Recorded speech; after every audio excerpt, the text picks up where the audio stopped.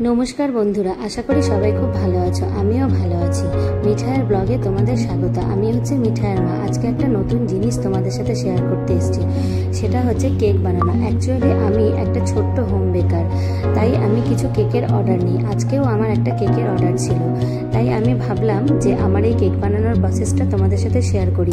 যদিও গোটা প্রসেসটা তোমাদের সাথে শেয়ার করতে পারবো না, যেটুকুন পেরেছি আমি ক্যামেরাবন্দি করে তোমাদের সাথে শেয়ার করছি। এবার আমি কেকের আইসিং করছি।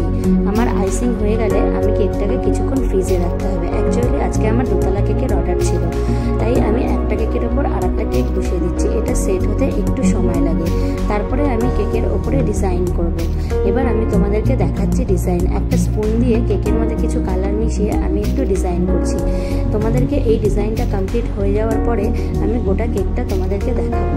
এখন আমার এই ডিজাইনটা হতে একটু সময় লাগবে। এবার হচ্ছে আমার কেকটা ফাইনালি কমপ্লিট হয়ে গেল। এই দেখো, এবার আমি কেকের উপরে কিছু ফুল বসাচ্ছি। এই ফুলগুলো বসানোর পরে আমি কেকের উপরে কিছু হোয়াইট স্প্রিঙ্কেল দেবো, যেন কেকটা দেখতে সুন্দর লাগে। যেহেতু কেকটা সাদা, তাই আমি ভাবলাম যে কেকটার উপরে কিছু হোয়াইট স্প্রিঙ্কেলস দিই। এবার এটা ফাইনালি পুরোপুরি একদম কমপ্লিট। এবার তোমরা বলো আমার কেকটা কেমন হয়েছে। আমার পরবর্তী ভিডিওতে আমি তোমাদের সামনে আরও সুন্দর সুন্দর কেক নিয়ে আসবো। ফাইনালি তোমাদেরকে আমি দেখাচ্ছি যে অরিজিনালি আমার কেকের ডিজাইনটা কেমন হয়েছে। এই দেখো, আমার কেক কমপ্লিট।